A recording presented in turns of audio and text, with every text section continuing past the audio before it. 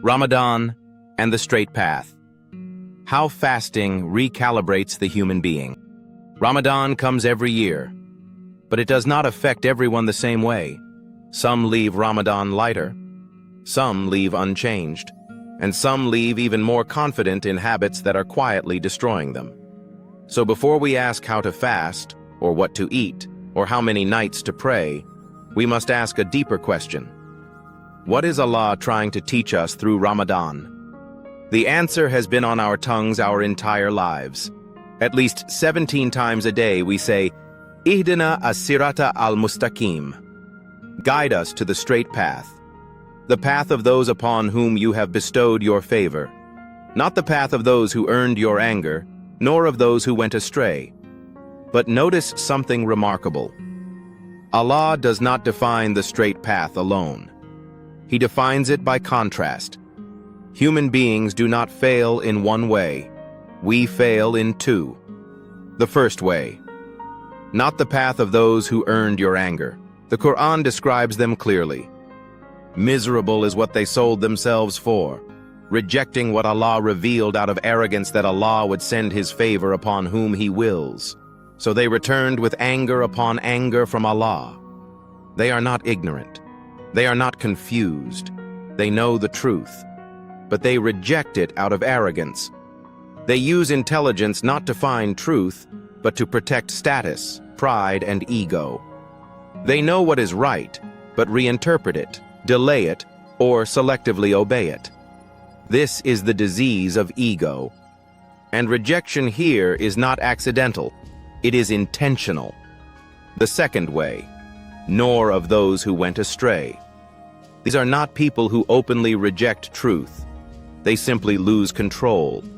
They are driven by impulse, by habit, by distraction. They don't say, I refuse Allah.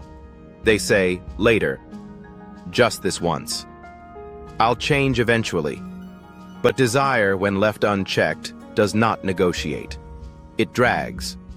The Qur'an says, have you seen the one who takes his desire as his God? Not disbelief of the tongue, but surrender of control. One root problem. These two paths look different, but they share the same root, loss of inner governance. One is ruled by ego, the other by desire. Both pull us away from the straight path. So how do we return? The answer is again in Al-Fātiḥah. You alone we worship, and you alone we ask for help. And the Qur'an explains how we seek that help. Seek help through patience and prayer. And Ramadan is the month of patience. Why fasting? Allah says fasting was prescribed so that you may attain taqwa. Taqwa is not just fear. It is inner alignment with truth. It is the ability to restrain yourself when ego wants control and desire wants immediacy. Ramadan strengthens your governance over yourself.